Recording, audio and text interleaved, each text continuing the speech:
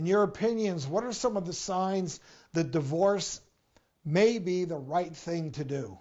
The first and foremost one that I will always, always tell a client or a patient when they're questioning divorce or a split is safety, right? We have to remember that, because don't forget, guys, abuse is a real thing, right? Whether it's emotional abuse, physical abuse, psychological abuse. So if there is physical or emotional abuse in a relationship, you probably have to move on. You probably have to cut that short.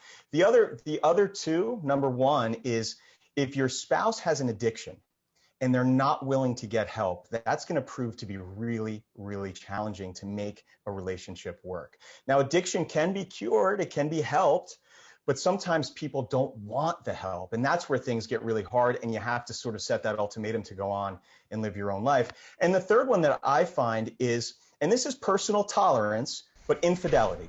Some people have a black and white infidelity. You cross that line, it's over.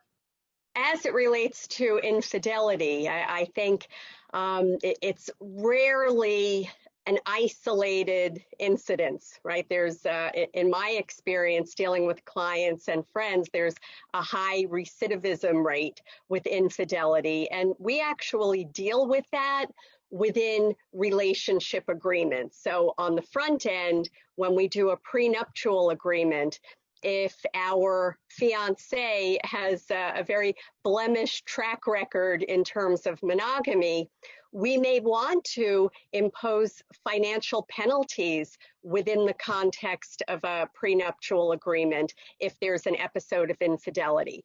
And then if we have after the marriage an episode of infidelity where we're really grappling with the very existence of the marriage, we may want to do a post-nuptial agreement where we put some teeth in there financially for an episode of infidelity. And Dr. Sportelli, you say it all the time.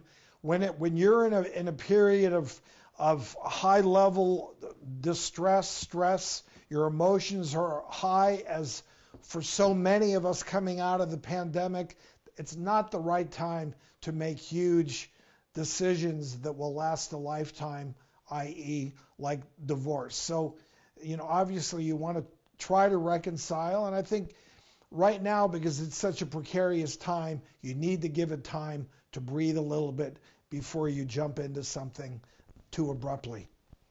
And if anybody's going through that sort of period where they're saying, I don't know, things really aren't working out, I'm having a hard time, I just want you to remember a few things. People do need space. And then on the other hand, schedule time to reconnect, because what happens is that because of this quarantine, we're all stuck together, we forget about things like date nights, right? But you can still schedule time with each other.